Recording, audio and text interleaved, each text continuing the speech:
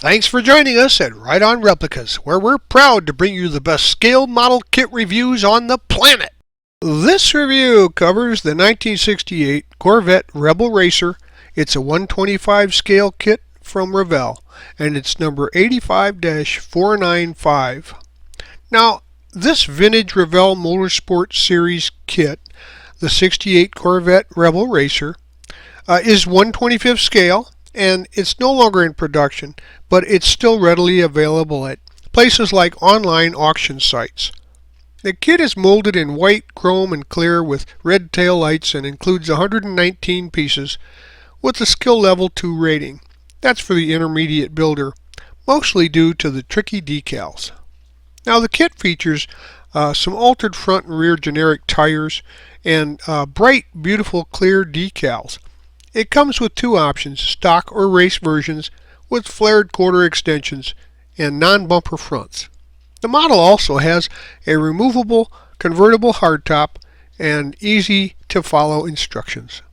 Here are the contents of the kit, and unlike some people's open box reviews, you can see mine in about 5 seconds. Now, the parts come conveniently bagged separately, including the separate chrome tree. And notice the large colorful decals. It even comes with the entire back panel so that you don't have to paint that. Now we'll be using liquid cement for most of the construction, super glue for strength, and sometimes white or clear glue for the window glass. Remember to follow all of the manufacturer's safety and use guidelines when using any of the products that you see or hear mentioned in the review. The kit's instructions would have you start with the motor construction first, but in many cases, including with this kit, I like to start by doing the body preparation, because once you've got the body painted and detailed, for that process it takes time, drying time, and while it's drying you can be working on the rest of the model kit. So we're going to start there first, and the first thing you'll see here is to remove the part from the tree, the body from the tree and the hood, and you should score that with a sharp blade and then cut it away. If you try to just break it off, it'll cause damage to the part of the model kit. You'll want to remove the rough edge when you cut away the parts from the tree, so just use an emery board with at least probably medium grit in order to sand that portion smooth. As you can see, there's still pretty heavy sprue connections there, even for the removable hard top there. So you'll use the same thing to cut away those pieces, and then when you get them cut off and rough sanded, you can use a nice 600 grit sandpaper to smooth out the edge real nice. There was also a little bit of flash along the molding lines there along the quarter panels and the body, and you can follow that off and smooth those off with some 1000 grit sandpaper.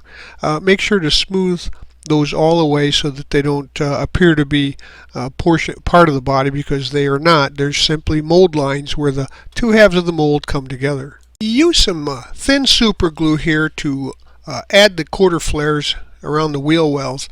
And then go ahead and sand the edges smooth around the outsides. The next thing I did was precautionary. I put all of the body pieces together onto the body to make sure that they fit well. I had to do a little bit of sanding on the edges of the hood to allow for paint thickness, and a little bit of sanding around the bottom of some of the areas on the hard top there in order to make sure that I got a good fit against the body. Once all the trim and flash was removed from the body and it was prepped, I'd gotten rid of all the blemishes and just gave it an overall scuffing. Then I gave it a coat of white primer. And I used Duplicolor products here for paint so that everything's compatible. And there was that even coat of white primer, and after an hour in a nice warm place, then I gave it a quick wipe with an old t-shirt, and then 3 light even coats of flame red paint. And each coat was just a little heavier than the previous until we started getting wet coats. Then about 45 minutes of drying time were allowed between coats. And then once that was done, the color coat was allowed to warm up in a dry area and dry for a couple hours. Finally, I gave it 2 even coats of crystal clear as a coating for the body, and they were applied with about 30 minutes between coats. All the parts were allowed to dry for 24 hours, and it's best to give the paint a lot of time to dry to make sure that you don't get any impressions in it. The semi-gloss rattle can paint was used to paint the chassis and the interior parts, and these were also allowed to dry for 24 hours. Now you can assemble the chassis and suspension pieces and the radiator. And I noted that everything went together well. Everything's got positive placement points, and everything glues up together well. You can use super glue for this because everything fits right into place. And once that was done, I had actually used a little bit of thinned silver paint on a piece of cotton material and give it a dry rub around the highlights of the frame to just kind of make it look like it had wear points on it for weathering. Once the paint had dried, I put all the pieces together just to make sure that they all still fit. Sometimes the thickness of the paint can alter those dimensions. We can assemble the engine. Of course, the block goes together along with the heads, and then you can add the front, and transmission needs to be painted, of course detailed, and as you can see here, most of it is black with an aluminum transmission area. And then there's no surprises. The engine goes together very well. And then I gave it a coat of thinned black, flat black paint. That's 50-50 mix of black wash, and then dabbed off any excess and exposed any highlighted areas so that it looked more natural. Now you can go ahead and look for the places where the motor gets mounted into the chassis, and then also make sure that you scrape any paint away from the area you're going to glue for a good bond. And that goes for chrome plating as well later. And then go ahead and put that motor into place, and then you can add the headers, which were painted flat white with a little bit of black wash for highlighting. Next, I started working on the interior, and to give it a little more detail, the door pads were covered with aluminum tape. And this is the tape that they use on furnace ductwork. And if you buy a roll of this, you'll use it for a lot of different things, and it'll last a long time. Now the door pad was laid on the tape, side that will show in place facing the tape, and then the tape was cut to size, leaving enough to wrap around the edge of the parts. And these edges were then folded over and smoothed, leaving as few creases as possible. Next, I used the round end of a Sharpie marker to give it a smooth, flat surface by pressing all of the foil down onto the door pad. That gives it a nice finished look, so just work carefully and make sure that the whole piece gets smoothed out. I used some fine polish to rub the smooth tape along with a bit of soft cloth, and then it brings the finish out to look like brushed polished aluminum, and it'll give your interior a nice effect once you're done. So here are the 2 bucket seats, and as you can see, they're rather nondescript, so to add a little bit of flair to them, I decided to add some seat belts to them. And those were created with some fine line pinstripe tape, and the buckles were just made from some of the same aluminum tape that I used to cut and stick on the door pads. They're just added to the ends for effect. The dashboard was finished with a two-tone finish with a black semi-gloss top and a silver for the main panel. And also now it's time to add the decals from the decal sheet to the gauges there. They make for a really nice look once you're done. Take your time and follow the directions. Just cut them out and then put them into place with some white glue. Add the door pads into place with some glue, and put the dashboard into place as well. The steering wheel's finished off with a semi-gloss black for the rim and horn button, and the mast jacket is silver along with a little chrome for the spokes.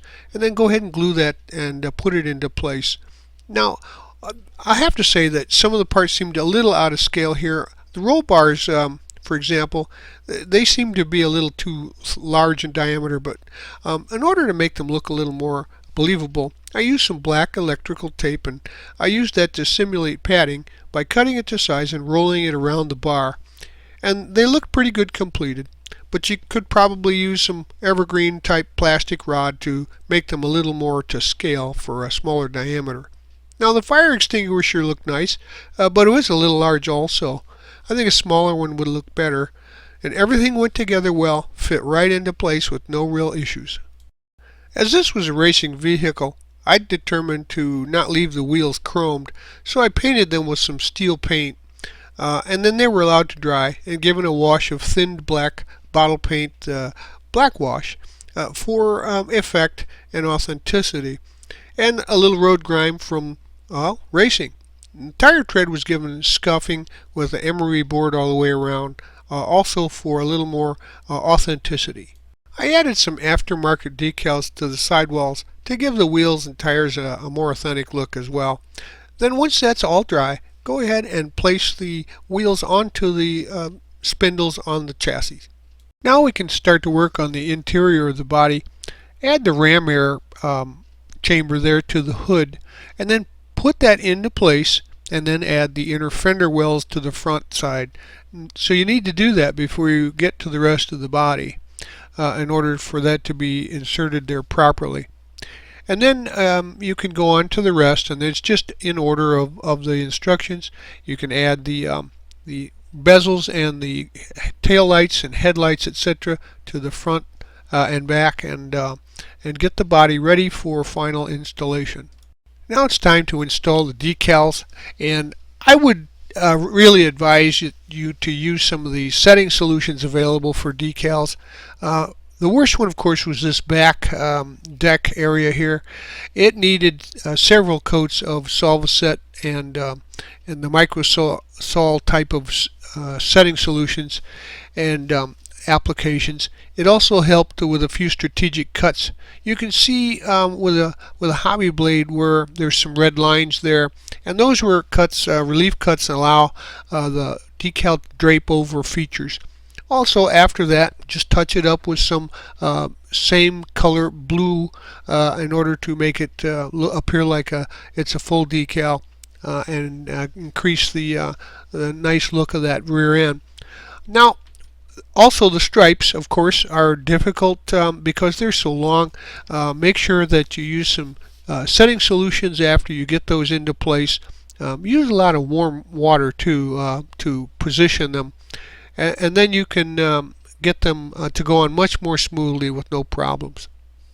The front grille gets a nice black wash for the interior portion and installed along with the headlight covers for the racing version of the car.